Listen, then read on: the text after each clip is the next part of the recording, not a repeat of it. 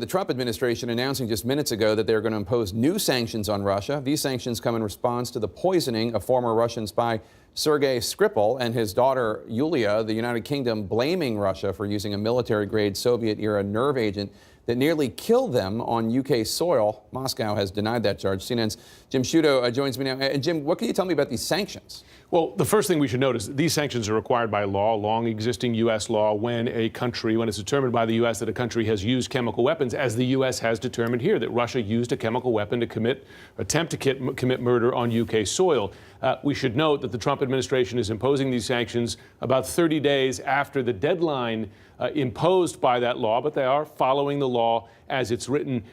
You have two potential rounds here. The first round of sanctions, relatively light. It can affect some exports, some financing. The real test is going to be if Russia does not allow inspections of chemical weapons facilities and does not make assurances they will not use chemical weapons again. Then there are even harsher sanctions that could ban all imports and exports and diplomatic relations. That will really be the real test for this administration. Interesting. So their hands is forced. They're kind of in doing this because they have to. That's Yes, the law. exactly. And earlier today, an interesting move, Senator Rand Paul, Republican of Kentucky, delivering by hand a letter from President Trump, giving it to Putin's administration in Russia. It's not really clear what's in the letter, though. No, it's not. And initially, Rand Paul advertised this as something, as he was sort of a courier here between President Trump and President Vladimir Putin. But we are told by White House sources that, in fact, President Trump was, in effect, doing a favor for Rand Paul. Rand Paul was in Moscow. He wanted to meet with the Russian president, and President Trump, this according to the White House, wrote a letter of introduction,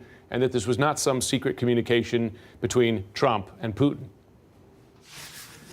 Tonight, Republican Senator Rand Paul announcing that he delivered a letter to Russian President Vladimir Putin, which he claimed was from President Donald Trump.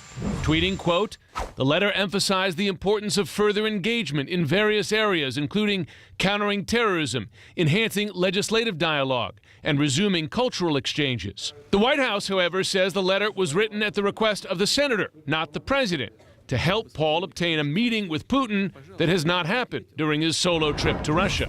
President Trump provided a letter of introduction, Hogan Gidley, deputy press secretary, said in a statement. In the letter, the president mentioned topics of interest that Senator Paul wanted to discuss with President Putin. Senator Paul and Mr. Trump, however, share an interest in improving relations between the U.S. and Russia. While in Moscow, Paul spoke of the need for diplomacy. Diplomacy, conversations, dialogue, communication, all of that is incredibly important. And my goal in coming to Russia is to say that we want to have open lines of communication. However, Paul did not answer CNN's question when asked if he confronted Russian officials about Russia's ongoing interference in U.S. politics. Senator, did you speak about election interference as well? Did that come up?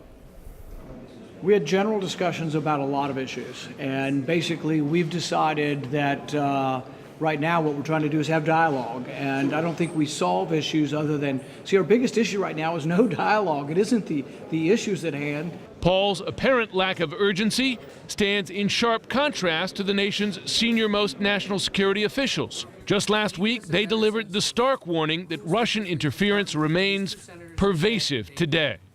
It goes beyond the elections. It goes to Russia's intent to undermine our democratic values.